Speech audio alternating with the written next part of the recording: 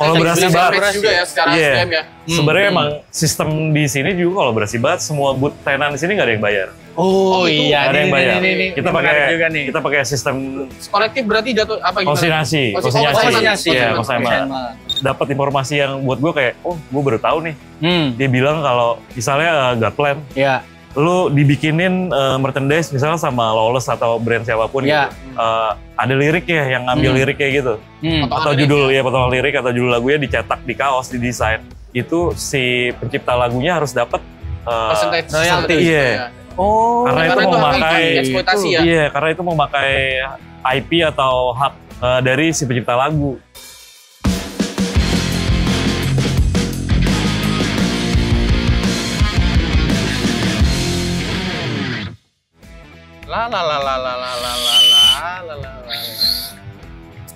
Aduh, gini aja Bray ya. Iya dah. Tapi ngomong-ngomong, baju lu bagus juga Bray. Yoi dong. Iya. Tapi punya lu juga bagus nih. Iya.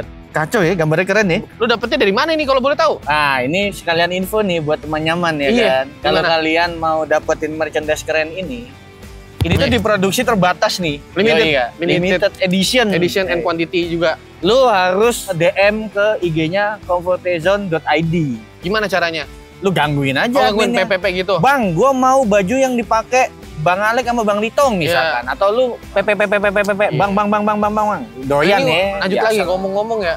Siang-siang gini, ngablu ya. Kita ngapain ya? Ngapain enaknya ya?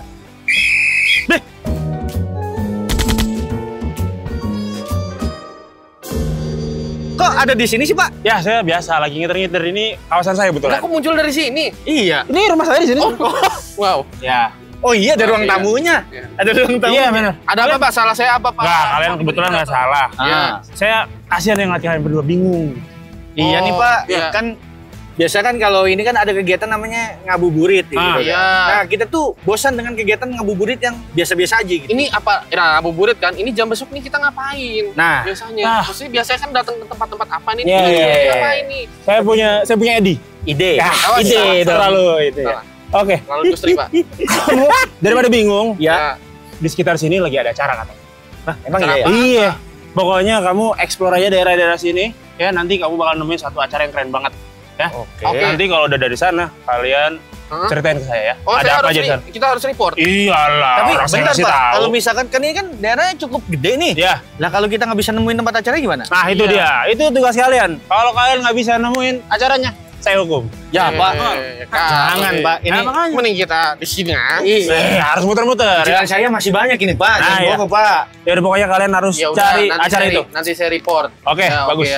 Oke, ya kalau gitu saya pamit dulu. Tapi kalau misalnya saya udah nemuin Bapak yang di Borgol ya. Jangan dong. Saya pamit dulu ya. Mau bikin hem. Ya, siap. Ya.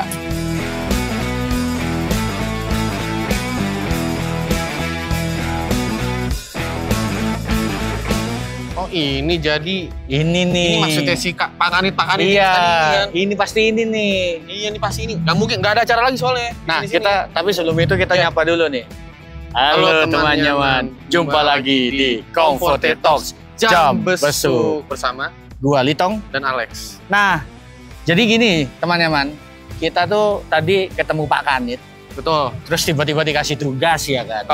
Kalau nggak kasih report di Borgol. Di Borgol gitu. 5 hari 5 malam. Nah, akhirnya kita menemukan nih acaranya nih. Merch Making Market alias MMM. Yes. Gitu.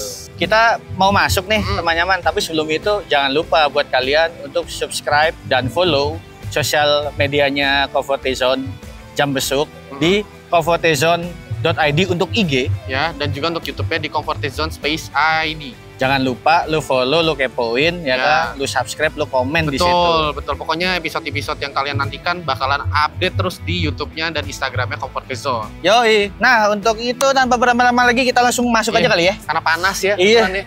Yuk, teman nyaman yuk. Nah, ini udah datang ke sini. Ini kira-kira ada apa aja? Tapi gede loh tempatnya lu. Iya, gede dong. Itu ada maps-nya tuh dari iya. Lu mau kemana dulu? Bentar deh, ini kan B-nya banyak banget ya di sini ya? Iya. Tapi biar kita nggak bingung, ini kan salah satu penyelenggaranya ada temen gua nih. Oh oke. Kita ketemu dulu. Iya, tadi kalau nggak salah dia di situ deh. Mana temen lo buat kita ajak ngobrol lebih lanjut? Mana? Nah ini nih. Lu gimana kelewatan?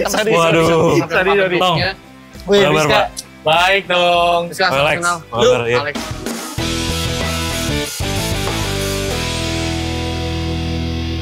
Lo kan ini penyelenggara sini ya? Iya, betul. Nah, lu lagi ribet nggak? Ya, lagi ribet. Udah lumayan berkurang gue ribet ya. Udah, ya. lagi slow ya? Lagi slow, lagi lewat pameran nih gue. Bisa diajak ngobrol nih? Iya. Boleh Alex. Pasti boleh. Karena kita mau nanya-nanya nih, Miss, ya kan? Kan ini kan merupakan, apa yang buat gue ini merupakan konsep yang baru.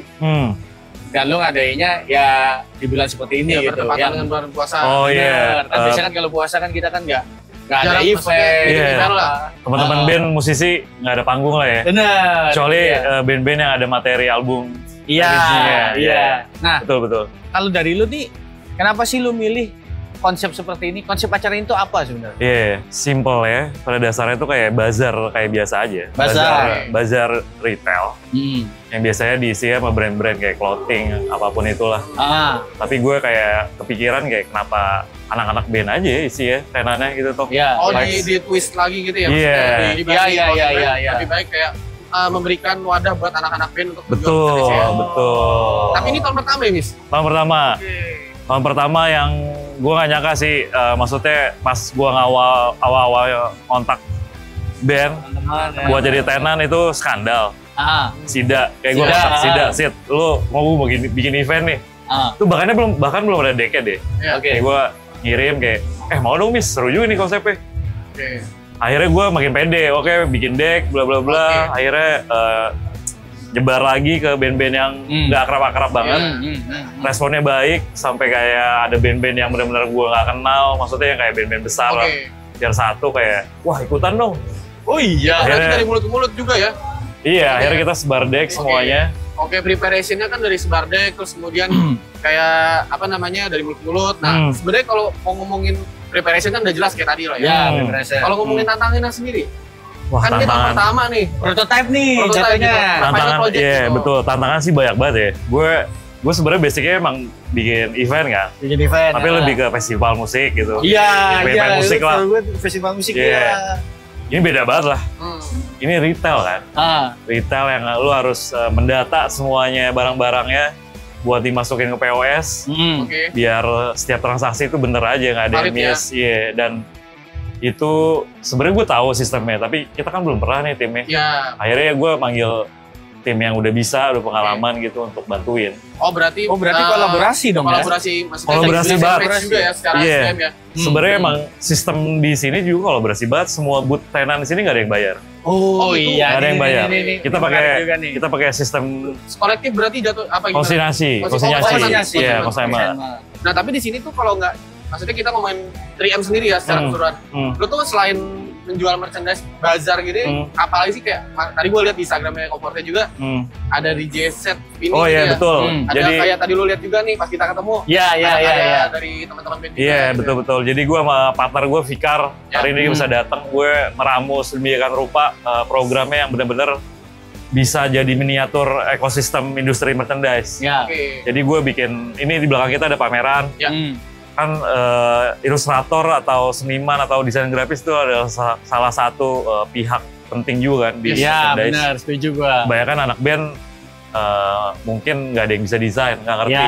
Tapi banyak juga lah yang ilustrator kayak band lo kan, Oyoy. Iya kebetulan itu. Gue ngundang teman-teman ilustrator yang bisa ngerjain visual atau desain untuk poster, kaos, untuk pameran. Dan karyanya bisa dijual juga sekali. Nah, tadi program nih. Program. Ada nggak? Program tuh ada lagi. Ada nih. Masih banyak. Pameran tadi gue udah mention. Di sana ada, kita kerjasama sama Chipsy. Dia tuh vendor untuk live screen printing. Terus sebenarnya ada beberapa program yang harus disimak baik-baik sih sama pengunjung prospecting market. Salah satu yang di samping kita tuh ada talk show.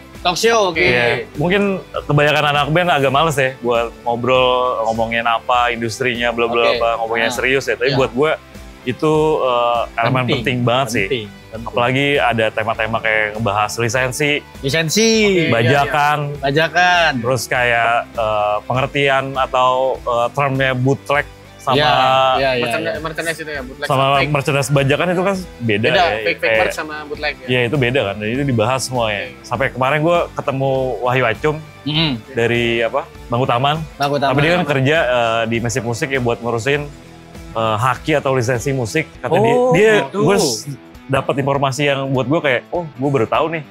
Dia bilang kalau misalnya Godplan, lu dibikinin merchandise misalnya sama Lawless atau brand siapapun gitu. Ada lirik ya, yang ngambil lirik kayak gitu. Atau judul ya, potongan lirik atau judul lagunya dicetak di kaos, didesain. Itu si pencipta lagunya harus dapat royalti. Iya. Karena itu mau pakai Iya, karena itu mau pakai IP atau hak dari si pencipta lagu. Gitu berarti. Jadi nggak cuma ilustratornya doang yang dapat. Itu gue baru tahu. Itu sangat berguna tuh buat teman-teman kalau yang mau datang ke sini. Makanya kayak teman nyaman juga harus tahu kalau misalnya talk show itu membahas semua seputar apa yang sebenarnya kalian tuh sebenarnya nggak melek tapi jadi melek ya. Iya betul. Itu satu tujuan MMM sih, biar fans lebih tahu aja sih. Lebih concern sama hal-hal kayak gini, biar dukungannya tuh langsung nyampe ke band lah. Terus ada apa lagi tuh? Terus ada program kolaborasi Matchmaking Market sama The Adams, yang kita pertemuin sama ilustrator atau studio design. Akhirnya buat special release merchandise yang dijual di sini aja. Eksklusif untuk di event ini aja. Itu ada The Adams sama Padi yang ikutan ya. Nah kalau ngomongin 3M sendiri nih, kan kita udah dapat informasi yang lebih dari si Miska nih. Bener. Gue pengen tahu juga, kalau dari lu kan sisi organizer nih, gue pengen ngobrol juga nih dari sisi yang ikutan siapa ya, anak band yang kolaboratornya ya. Salah satu kolaboratornya kan itu band. Tenan yang sekarang bukan manggung nih. Dia jadi jualan. Ada nggak rekomendasi? Kayaknya gue bakal karena Skandal adalah band pertama yang nyain untuk ikutan di Matchmaking Market. Sida kan? Iya, kayaknya Sida aja ya, Skandal ya. Boleh. Lama juga gue nggak ketemu sama orang. Sida aja. Sida kayak tadi gue lihat ada sih di tokonya. Boothnya di mana sih? Boothnya di tengah situ tuh. Kita sambil jalan sama aja kali. Samperin kali ya. Ikutin kita.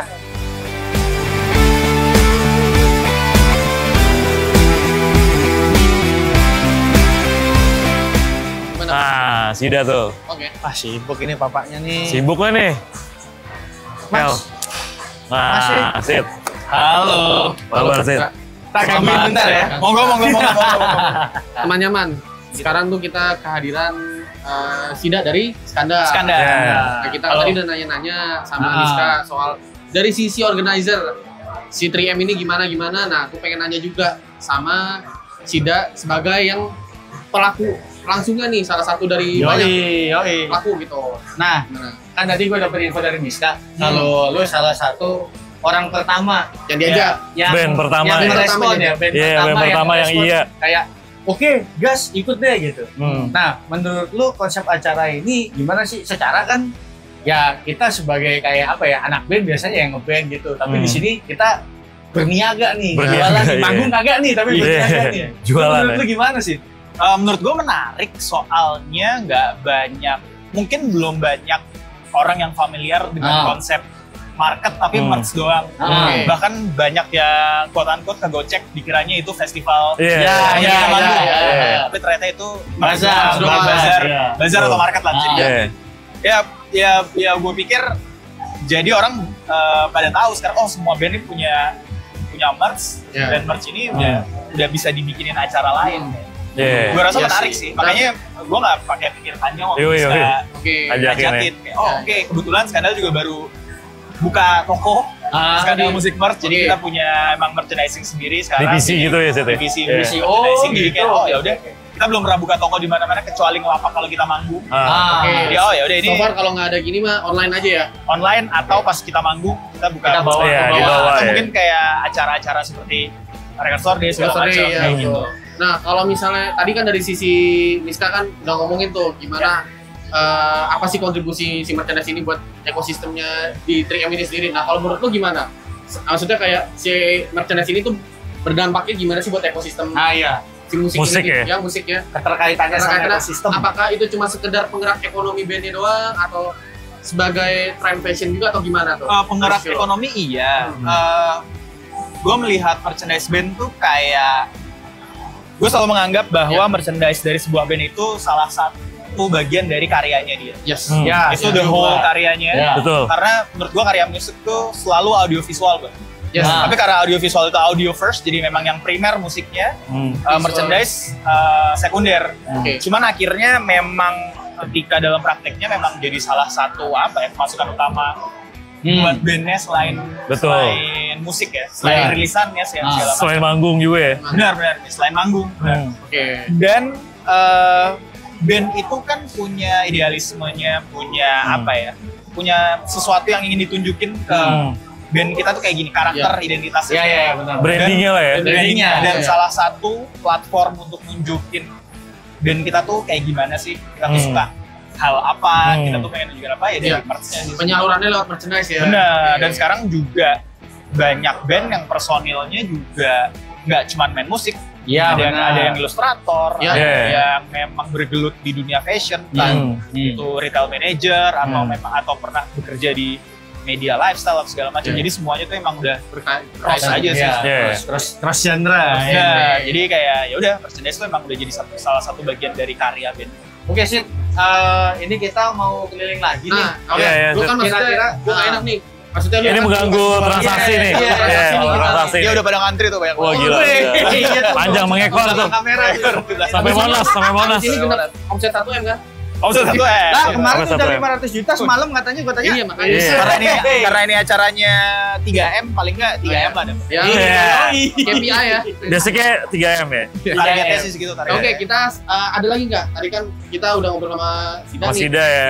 Ada lagi nggak teman selanjutnya nggak yang bisa kita ganggu? Kayaknya ke Ekrik kali ya. Rival ya. Iya, dia buka juga kan butnya. Yang sana ya. Ya, sip. Nanti kita ngobrol lagi ya. Siap dulu ya. Mantap. Enjoy. Ah, itu tuh. Oh, ini butnya Ekrik tuh ya.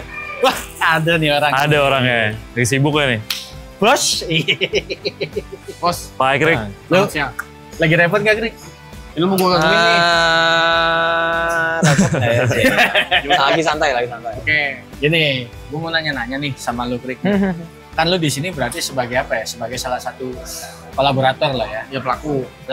Penggiat. Kan? Apa? Penggiat. Kalau menurut lu tuh sejauh apa sih kolaborasi merchandise terhadap band itu bisa nyampe sejauh apa?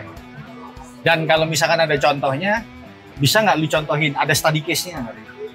Sejauh apa kolaborasi berpengaruhnya? Kalau berpengaruhnya sih sangat berpengaruh ya. Kebetulan case terdekatnya kalau dari Pure Evil untuk ngeberangkatin Denisa sebenarnya kemarin ke Eropa, ke Eropa. The whole tournya. Jadi waktu itu kita bikin fundraising T-shirts, pre-order nih artworknya kayak gini, artworknya kayak gini. Nah ini kita pre-order. Terus keuntungan dari penjualannya ini itu buat nambah-nambahin dia beli tiket lah segala macam gitu-gitu. Dan terus ini operasionalnya dia gitu. Iya, untuk berangkatin dianya. Nah, nggak berhenti di sini juga, kita bikinin Denisa akhirnya artikel yang khusus dibawa ke Eropa. Oh gitu. Gue bawa sampelnya yang ini. Oh yang ini nih. Yang ini nih. Jadi nanti si artikel ini belum akan dijual di Indonesia. Jadi dibawa ke sana dulu. Pertama kali di sana. Untuk pertama kali di sana. Kalau yang tadi ini buat ngeberangkatin dia, ini buat jajan dia di sana. Gitu. Gokil itu. Ya. Itu subsidi silang. Jadi nyatanya. Iya, maksudnya ini berarti so far Denisa yang paling dekat ya. Paling recent kita kerjain sih Denisa sih untuk collab Pure Evil sama artis gitu sama band gitu. Sisanya sih ya sama sih, maksudnya kayak band-band lain pun juga kita collab bantuin mereka. Biasanya kayak gini sih, gue ngelihatnya ada beberapa band yang mungkin dia nggak punya resource-nya untuk ngerjain merchandise sendiri. Di situ gue kayak nawarin service-nya si Pure Evil lah, lu mau nggak gue license-in? Ya. Lumayan kan nambah-nambahin kayak uang rekaman atau apa gitu tanpa mereka repot-repot gitu karena dari hulu ke hilirnya udah kita beresin semua. Menawangi itu ya. Istilahnya kayak gitu. Desain dari lo kayak gitu-gitu ya. Nah, desain tuh selalu ngobrol karena yang biasa tuh yang pasti tahu aesthetic bandnya pasti bandnya sendiri. Jadi gue akan selalu ngobrol. Kenapa ngobrolnya gue sama si bandnya? Karena gue harus ngejagain juga estetiknya si Pure Evil kan. Akhirnya kita ketemu di tengah gitu. Jadi kalau misalnya desain sih kita ngobrol ini sih, desain royalty gitu-gitu udah pasti ngobrol. Nah, kalau ngomongin 3M sendiri nih, Ki. Tadi kan maksudnya gue juga ngobrol sama Miska, ini bakalan ada lagi nggak sih event ke depannya gitu kan. Nah, sebelum itu ada event ke depannya, nah lu ada harapan nggak sih buat 3M sendiri pas making market ini? Palingan sih gue berharapnya ini nggak cuman sekali ini doang gitu. Cuman emang mungkin kalau misalnya bukan durasi sih, tapi kayak misalnya kayak sebulan sekali mungkin orang-orang akan bosan gitu. Mungkin jarak antar eventnya itu ya, intervalnya itu mungkin yang harus dipikirin lagi gitu. Sisanya sih gue udah happy aja. Cukup nyaman. AC dingin. Tadi kan kita udah ngobrol-ngobrol sama Sida udah sama Ekri. Sekarang gimana kalau lu temenin kita explore nih? Kita belum muter soalnya nih. Semuanya ya, sampai luar. Yoi. Boleh. Ya yuk, boleh. Teman-teman kita jalan-jalan explore karena di sini banyak banget. Oh, jaga. Jangan. Berniaga. Iya. Habis ini tuh udah banyak yang nunggu. Oh iya, banyak semuanya. Wah, antrian gila nih. Tadi kan Sida targetnya 3M ya? Iya. Oh, 3M ya? 5M. Nah, buat ini satu. 3T lah. Oh iya. Biar sama kayak koruptor. Wah. Thank you ya, Kri ya. Kita berputar dulu. Nanti kita ngobrol-ngobrol lagi. Thank you. Bye, Pak. Teman-teman. Kita jalan lagi teman-teman. Nah, nyampe nih. Kita sekarang ke sini. Rumah Litong nih. Halo, Mas Giri. Kabar? Omset gimana? Udah nyampe 5M? Belum. Ntar aja kali itu udah pernah. Kayaknya omset Godplan event ini nggak bisa bantu lu nyicil rumah tuh. Sebelumnya pernah ada ya? Apa? Nah, katanya ada merchandise yang merch Godplan cuman pernah ada satu kaosnya Godplan bikin Oyoy bisa punya ampli. Oh gitu. Ya. Ini cerita di balik ininya apa 4/20 ini. Edisi ini pernah bikin Oyoy jadi punya ampli Budanya dia sekarang itu dari jeripayanya dia sendiri. Dari gambar Oyoy sendiri ya. Gambar Oyoy sendiri. Kita produksi, ternyata yang order lumayan banyak, sampai 500 piece produksiannya. Dari tadinya cuman berharap punya ampli, jadi punya ampli. Ya, thank you. Terima kasih banyak, Giri. Mau muter-muter lagi nih. Oke. Thank you, Giri ya. Tadi ke Giri ngomongin tentang udah. Ekrik sama siapa? Ekrik sama Sida udah. Kita ngobrol sama Miska juga udah banyak. Kita pengen dapat perspektif lain. Dari pengunjung bukan sih? Pengunjung ya. Oke. Pengunjung. Kita nyari random aja. Random aja. Kayaknya mas-mas yang ini nih. Nih, Mas. Kayak kenal ya. Waktunya, Mas. Loh. Mas. ini. Oh, ini merchandise siapa nih? Ini merchandise Millennials. Oh iya, payung ya. Tapi ini jadi kayak Kingsman ya. Iya, Kingsman. Nih, kebetulan banget nih teman-teman kita ketemu sama Zaka nih. Zaka nih. PCS, yoi. PCS dan orang penting di belakang band-band. Salah satu yang 11. Iya, benar. Ini kan lu baru datang, terus tadi udah lihat-lihat, sempat lihat-lihat kan. Apa yang paling mencuri perhatian lu di Triple M ini? Yang mencuri perhatian gue sebenarnya ada dua nih. Ya, Silver Record sama Gargantua, toko Gargantua. Oh, Gargantua ya. Karena gue sebenarnya tadi udah di online tuh udah mau ngincer topi Swelo yang ini, topi hijau. Yang mana? Yang Komodo. Ini sama ini, iya. Belum topinya dia dong, topinya dia. Punya band ini. Iya. Makanya gue lagi bingung mau beli hijau apa hitam. Oh, lagi mikir. Bimbang. Curi perhatian. Nah, gitu. Nah, lu kan maksudnya sebagai pengunjung nih pasti kan udah sering banget ngunjungin event-event kayak gini, model apa sih yang bikin Triple M ini beda dibanding event bazar lainnya gitu? Oh, ini lebarannya anak skena, bro. Iya, kebetulan diadakannya di akhir bulan juga kan? Iya, betul. Ini kan mau lebaran juga nih, bentar mau lebaran. Ini pas banget ya. Lebaran dulu kan? Iya, betul. Meskipun THR udah lewat gitu aja. Jadi secara konsep gimana? Secara konsep sih menarik sih, harus dibikin lagi nih. Siapa? Gitulah, kan kita udah nanya-nanya nih. Kita punya hadiah nih buat lumayan nih. Buat apa nih kira-kira kalau lagi manajerin gitu kan buat gantung-gantung apa? Buat kunci mobil. Nah langsung ya. Langsung dipakai. Nih, thank you ya, lu udah mau kita tanya-tanyain. Boleh.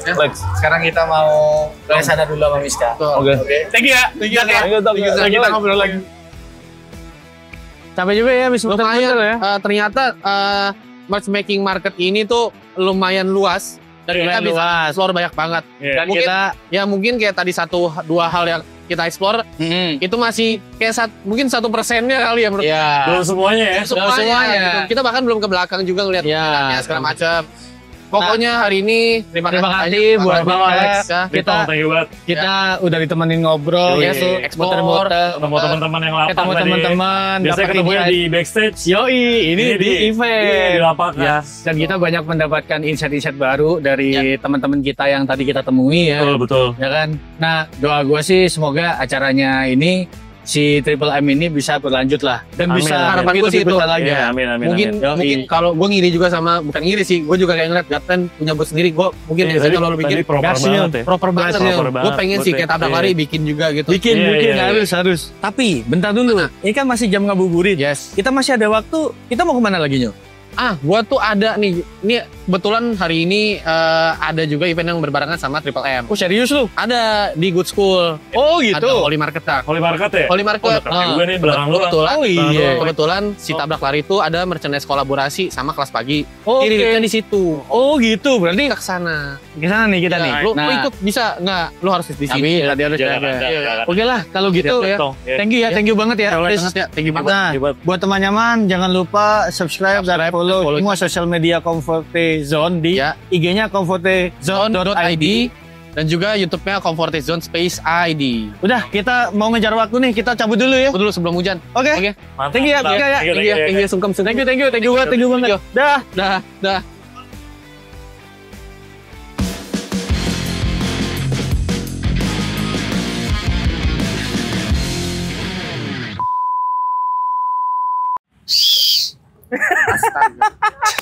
Kurang kaget ya. Kurang kenceng. Ya, mohon maaf saya salah. Kita kesini lagi, bikin lagi udah. Ya, udah. Boleh diikat ya sih. Dia harusnya dia ngomong, ya saya hukum kalian berdua gitu. Harusnya itu. Saya kira saya salah ya udah.